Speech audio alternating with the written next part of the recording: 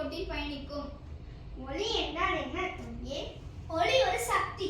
ஒளியானது ஒரு மூலத்திலிருந்து வெளிப்பட்டு நேராக முன்னோக்கி செல்லும் தன்மையுடையது.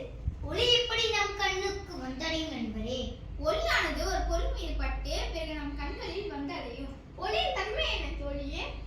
ஒளியின் தன்மை 3 வகை.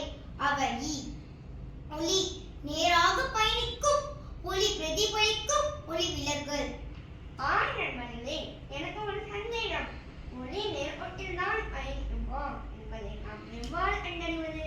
சரி, வாருங்கள் நண்பர்களே, இன்று நாம் ஒளி நேர்கோட்டில் பயணிக்கிறதா என்ற பரிசோதனையை காண்போம்.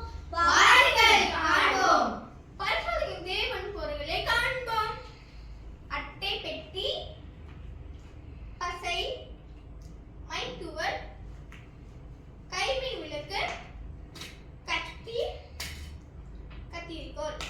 மாணவர்களே, இதை பயன்படுத்தும் போது மிகவும் கவனமாக இருக்க வேண்டும். சரி, வாருங்கள் பரிசோதனை செய்யலாம். முதலில் நாம் அட்டை பெட்டியை சரியான அளவில் வெட்ட வேண்டும்.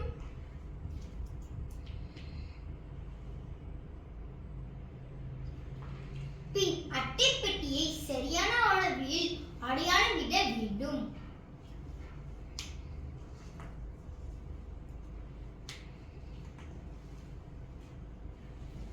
தொடர்ந்து அட்டை பெட்டியில் சரியான அளவில் துளையிட வேண்டும்.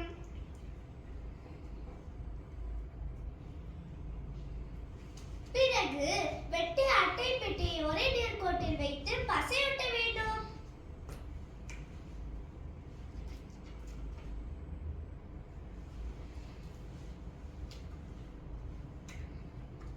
இறுதியாக கைமின் விளக்கின் மூலம்